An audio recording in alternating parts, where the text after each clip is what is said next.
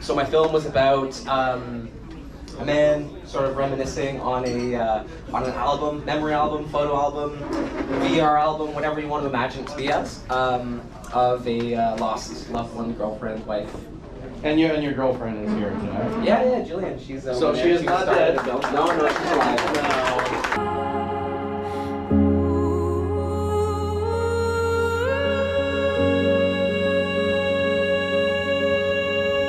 Fun fact, as a kid, I always thought it was Maple Leaf, not make-believe. Just Maple Leaf. Yeah, a little fun fact about me. Just own it. Just go with it. Don't let people correct you, man. If you can see from snow on the ground, I didn't actually shoot it in May. I shot it a couple years ago for a fun short film festival that me and some friends did. We did a 72-hour film fest, and then those are fun. COVID happened, pandemic happened. We're all in our own different cities, and one of our friends said, "Hey, let's just do it, in your apartments, just whatever you can get." So we went out, we shot it, and our theme for that was technology. And when last month Kino revealed the theme of Lost, Jillian was sitting next to me. She's like tapping me. She's like, "We can submit anime, we can submit anime." So submitted it, and you all got to see it. Oh, it was great. It was great. Essentially, someone who is applying for like jobs, positions, and is having a difficult time getting interviews. And he thinks it might be related to his name and some racial bias. And the inspiration for the film is I did like this co-op back. I did this co-op back in 2019, and I had this co-worker who mentioned like going through something similar, like having issues getting interviews because of his name. I don't know if it's something I've experienced myself specifically, but it kind of stuck with me. And you clearly don't belong here. This interview is done.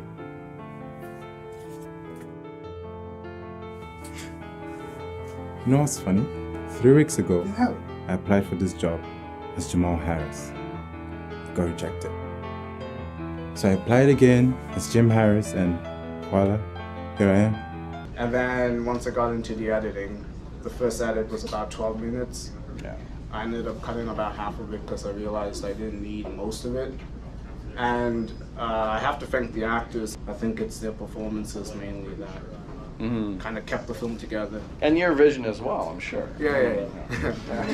You were there, right? Yeah.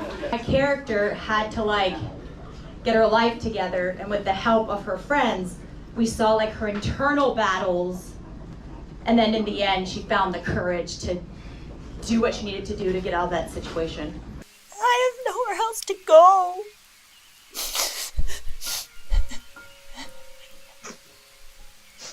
We'll help you. We'll figure something out. You're not alone in this, all right? You have to fight for yourself. If you fight, we'll fight with you. We're stronger together, okay? Okay, so we're shooting the first day and it's pouring rain, and we can't do the picnic scene because it's pouring rain, and I'm not gonna have the girls sitting in the grass. Thank you. You're welcome. But then our sound didn't work out for the whole first day, so we had to ADR the whole thing. The whole thing was dubbed. Every sound I had to put in. It was an experience. I learned lessons. But then we had to do the second day of shooting, which was the picnic outside, and it was really hassle to get everybody there because it was far. And then I almost lost a finger, and it was squirting blood everywhere. We didn't have the first aid kit because I had to leave my production kit back. And then Susie had to cut an N95, and I found duct tape in the dirt, so I duct taped my finger back on, and I had to shoot with my white dress. And then all the way back to set, I fell on my face, and I just started to cry because I was done with the day. And Susie says, "Oh, Chessie, let me help you up." And I swear I didn't practice this. And then I said, "No, just leave me here." And Susie says, "No, let me help you up." And I got up and I just started crying. I'm supposed to be a pretty princess. So now I'm covered in blood. I'm covered in grass stains. I'm wearing that white dress. And with my duct tape, my finger was pouring blood. So we had to put a cap on my finger. And that's why, I eat the cake, and I had to put the cake down and take because I couldn't use this hand because I had to hide the duct tape bloody hand. So that's why that was filmed that way. But then when I get to set and I'm duct taped and I'm bleeding and I'm grass stains, Brooke says, "Where do I sit?" And I said, "Oh, I brought you some benches so you don't have to sit in the grass." And Brooke sits on the bench, and the whole bench collapses and the 4 legs break down. So I grab a chair leg, and I have my bloody arm, and I curse the fucking God! And scene. And then we were ready to shoot. So it was a good experience. Yeah, that was good. Yeah. Resilience. But you know, it's what memories are made of. Remember that time when you cut your finger? That was fun. I'll be winning an award one day. Can I see this? Can I see? Oh yeah. Oh my God, dude, that's deep. I'm just saying, it's real. I have nerve damage. It could be nerve damage. Your film was, I didn't even watch the films. It's okay, you didn't miss anything. I don't know. That was mine anyway. What was yours about again? You know, it doesn't matter what the film is about. What I just want to thank Vincent is giving us all the opportunity to take whatever's on the inside and put it up on the screen, irrelevant of what it is, because it's only important to us, and we're able to create our own world. You're giving us an opportunity to become like gods. So thank you very much for that. You're a false guru, a nut job. You're bizarre. What a waste of my time. You can keep my $200 and get yourself some therapy. Why did I even come here and do this in the first place? We feel good. We feel good for one night. Just to reiterate, no penetrative sex on the films. Thank you. It has to be said. Was that a question? I don't know. What are you doing later? I don't know. What kind of substance did you give Petra to perform like that? Nothing. She's like the Energizer Bunny. I just like wound her up and said, go. And that's what happened. Morning of, Lorianne texted me, will there be lines? And I said, no, it's improv. That means there is no lines. So we kind of just ran around in a forest, and then I jumped in a river because I thought it'd be funny, and then I got my car really dirty on the way home. I love it. There were so many laughs because I was sitting in the green room, and I just kept hearing the laughs. Now, to do the improv, you have to be funny to begin with. You can't fake it. You're hilarious. Why are we? Okay. Maybe. Just let me think. Something good. Let me think. Okay. I think we just need to go catch our dinner. So let's hunt some fish. Okay. Hunting fish. That makes sense. Fishing. Fishing fish. Fishing is what it's Oh, called. yeah, I noticed that you had like dubbing, lines, the captions.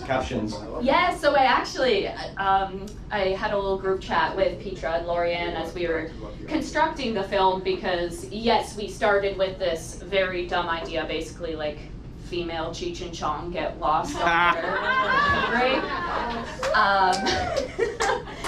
And so through the editing process, which took like a week and a half, because I don't know if you guys know, when it's improvised, there's like not a story, and then you make one after, which I found out. But yes, that's my last stage of editing. So I'm hard of hearing. I was born with a birth defect, so I only have one ear, and it is a mandate. It is a hard line for me that all of the films, all of the artwork that I make be accessible to my deaf friends.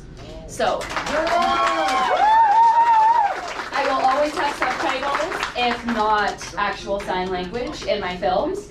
Lorianne pointed out it might be distracting, and I said, too bad, hearies deal with it. So you went like full humor on this one. This was like pretty intense, and you did the camera work. Yep. And I wrote it. You wrote it. Yes, and I would not have been able to go full emo without Amateur. She did a really good job bringing together a script of emotion and co-directing it with me as well. Her first time directing anything.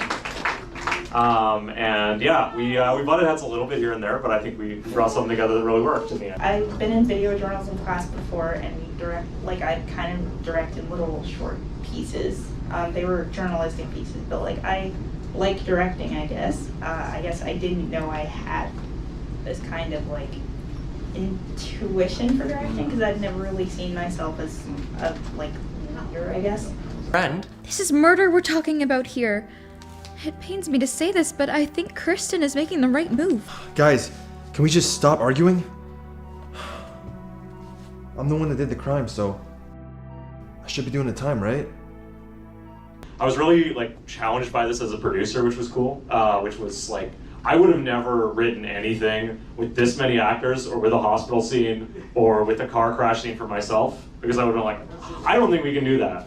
But it was already in the script. We had to do it, so we figured it out, and I think I'm a better producer and director for it. Oh, it worked out. I also, like, it was really cool. It's my first time like co-directing with someone, so kind of getting that other perspective in there was really interesting, and having that person also be the writer, and getting to know the person for the first time as making the film together was very challenging as well, but I think we figured it out in the end, ultimately.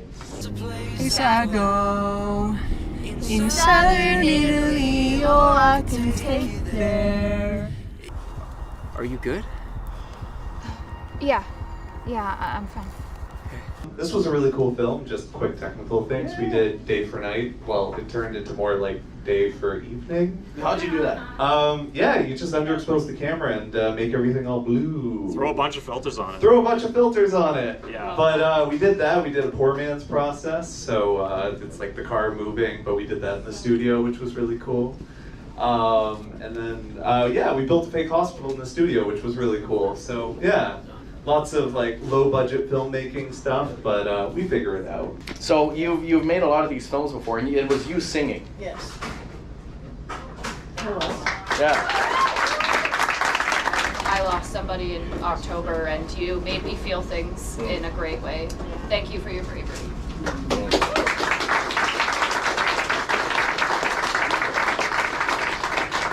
Yeah, there's a lot of loss around us at all times, and it's great that we have film to feel less alone.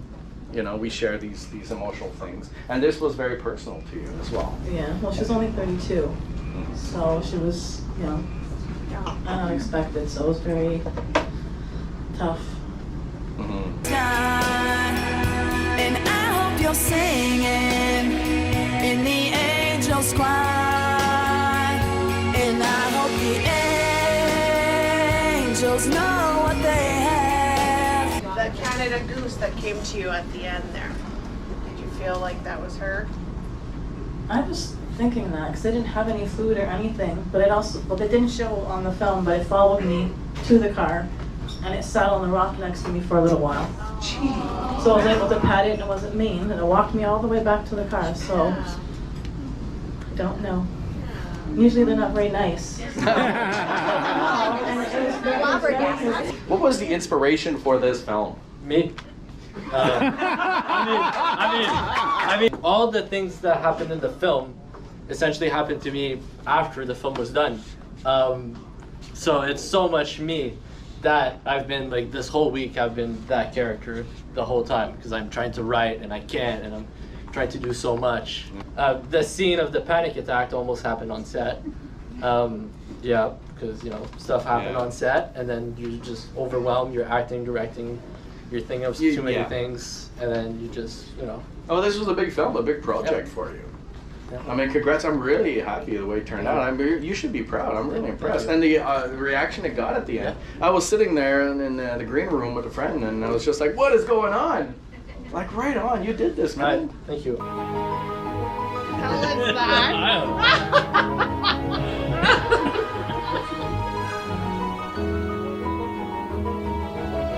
I will say it's not perfect, and I love that it's not perfect because I'm a perfectionist, like to the point where my therapist tells me, "Stop! It's too much pressure," which leads to the whole film. But there's 3 parts in the film that are mistakes, but they're not. They're imperfection that makes it perfect. Don't be so hard on yourself. Make it good. Make it pleasant. Be easier on yourself. Because if you look at mainstream movies with budgets of like $250 million, oh my God, the inconsistencies, the bloopers, and just the things that are not fitting right is massive. Like, and people notice those. People didn't notice this. But that's life, right? I don't want nobody to go into making a film and think, oh, I need to be perfect. I need to reshoot this because there's just one time where there's something wrong. No, art is supposed to be chaos. Something happened the first day, so then it changed the way we film things, and then we ran out of time, so we can film something else, and then things happened. Right. We lost a lens. Losing who you truly are, which is a superhero capable of changing the world one joke at a time. Nah, I'm not a superhero. What I do sometimes with my girlfriend Sarah, she couldn't be here tonight because she heard that Mario's going to be here, so she couldn't be here. Sorry, Mario, I love you. Just Thank you, Mario. And like my shtick is like she loves dad jokes, and we got this routine where I tell her a joke and she's like pretends not to laugh because I'm fucking hilarious. And she No, he's just, not. No, she just looks at me, and what in my brain I'm like, okay, she's not laughing because she doesn't understand the joke. So I'll break it down and I'll explain, and that's the funny part. And then she loses her shit. She's like, oh my god, you're stupid. I understand the joke. We're all laughing at you. Like, but have a sense of humor about yourself. Like, to recover from a joke that doesn't land. Yeah. I mean, my jokes always lands because I laugh. I mean, I laugh. Nobody else You're the laughs. only person you gotta impress. We don't care what anyone else thinks. Thank you so much for coming. Thank you so much for the Filmed it with my phone, but my goal was, it was the first time that I actually made a shot list. Never done that before, and it made all the difference in the world, because I tend to do things one take only. So when people come to do things, that's what you get. You better get it right the first time, because it's what's going to be shown to the world. So that's kind of what I did there. I think it was easier to stitch together, was it not? Yeah, it was. We did it. We put it together in like 40 minutes.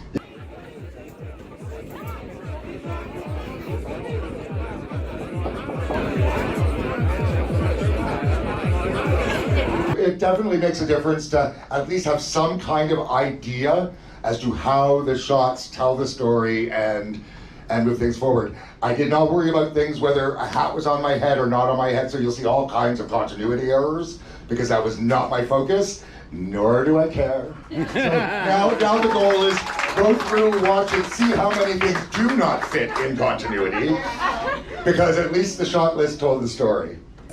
It all came together really super serendipitously. Oh, that's too big of a word for me. Serendipitous? Serendipitously. Serendipitous. That's too big.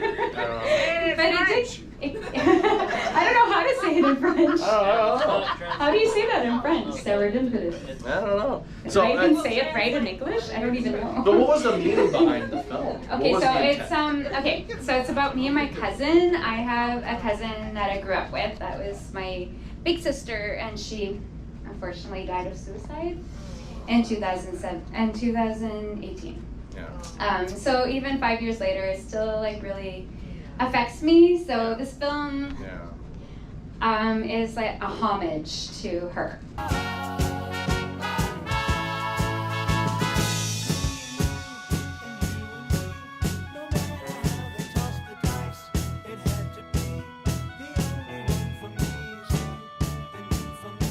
The images that you see, they're all pictures from like the late 80s. That's how old I am. That my mom. Do you need a chair? Yeah, I do. I need a walker. Very nice. So that's how. And you'll always have that as a memory. Yeah. Like a moving photo album.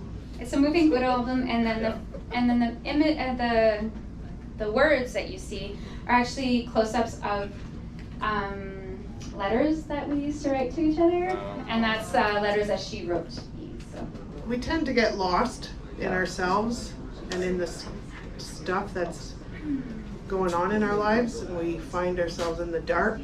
We don't know how to get out of it, and sometimes it just takes somebody else who cares for you to just be there and sit with you and share their light. Then I'll stay right here and share my light with you. It won't be so dark. Thank you.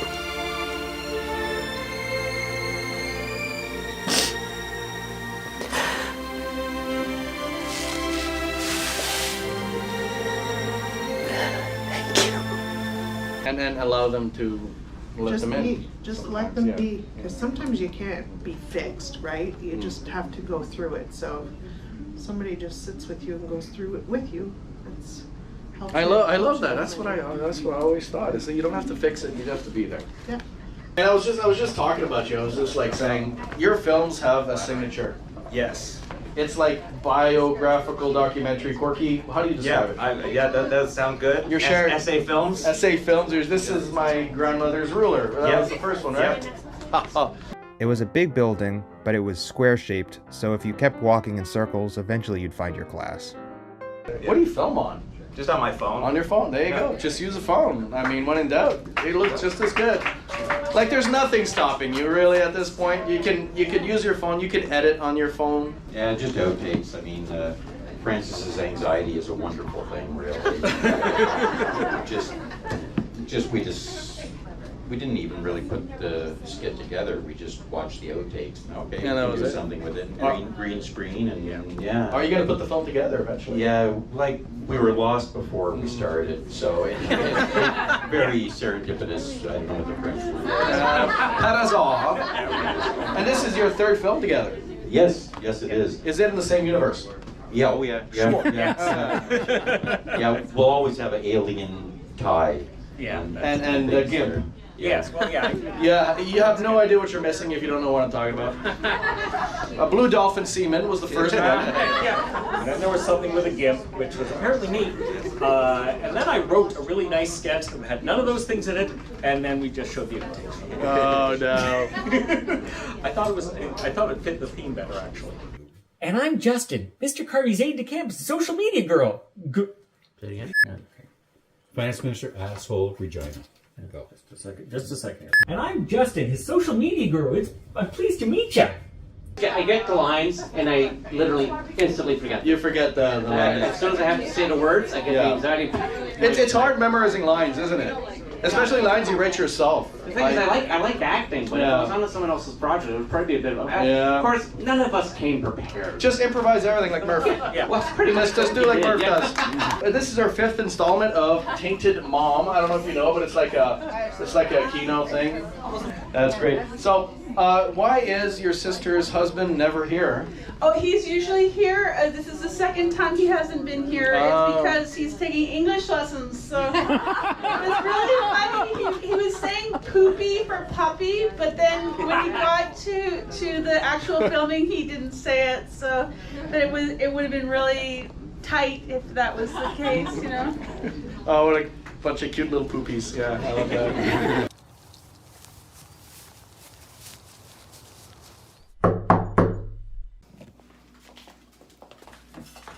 That must be Lalo back with Mom. He's so cute, knocking on his own mother's door. Where can I get a Tainted Mom t-shirt? Yeah! Sure, it's popular. You know, I'll look into doing some merch. Sure. There's a signature about it. It's Tainted Mom. There's nothing like it. So before you know it, you'll have like a whole feature under your belt. You just stitch them all together. There's my feature. Yeah, absolutely. Do you have your phone on you, sir? I do. Okay, can you keep it in your pocket? I haven't smashed it yet, but maybe by the end of the night I'll have an excuse to get a new phone. Okay, so I'm gonna ask, what did you film this on? Okay, I didn't film it on my phone. You did film it on your phone. All right. If I did, that'd be like the best quality phone I've ever seen. Yeah, it was No, I pretty filmed good. it on a Sony A7C. The A7C. And you were just like, how were you holding the camera? So it was a variety of different ways. If you notice, I started it vertical to kind of ease the audience into the idea that it was a phone and then slowly zoomed in. And then most of the time it was either on a tripod or just like holding it very gingerly with the strap wrapped around my arm, especially when I pretended to throw it. And I was just like kind of gently guiding it towards the wall and then I sped it up. Or 3 times. Okay, 20 times. Either way, you can really only see it when you look at it a certain way. So what's it matter? Might as well not even be there. You've had your phone for a year. What was the most challenging part of doing this? Protecting the camera. Especially the part where I spilled a boiling pot of ramen on it. That I did. I just laid down a towel in a circle, put the camera down, and then put a big old glass measuring cup on top of it. Oh yeah, there we go. And then really went for it on that one. The perspective, points of views, you can play with that. It's a lot of fun. Yeah, it was, so the inspiration from it was actually a Reddit comment that I read like 7 years ago. That was just, it was actually an answer to the question, why does my brain think that a phone gets stronger over time? And then when I saw the announcement for the theme and they were looking for the phone, that Reddit comment popped back into my mind from like 7 years ago. Vincent, please tell us about the inspiration of your film. Shit, I don't know. Not so easy, is it? Not as easy. Challenging themes, things that are real. I mean, a mother that holds resentment for her daughter because she had to put her life aside as a writer to raise a difficult. We all, you know, I'm not a mother. I don't have kids. Kids suck, just so you know. So Sorry. But then, especially when your child takes that mantle, steps in your shoes, and you have to put that aside. What was your favorite part about making that film? Oh, that's a good question. Well, what food did we have on set? Oh, you had those olives there that were stuffed with And sun-dried tomatoes. I like the sun-dried tomatoes. Those are really good. I can't eat those. No, I like when you broke the angel, because we had like a, what is it, like a pillow? Yeah, Was that in the script or was that improvised? Oh, that was in the script. Yeah, and you're just like smashing it down, and it just sank in the pillow. It didn't even go anywhere. It's like boop. I'm engaged. Did you know that? Someone loves me, Mom. Someone thinks I'm not worthless. Why do you always look at me like I'm such a disappointment?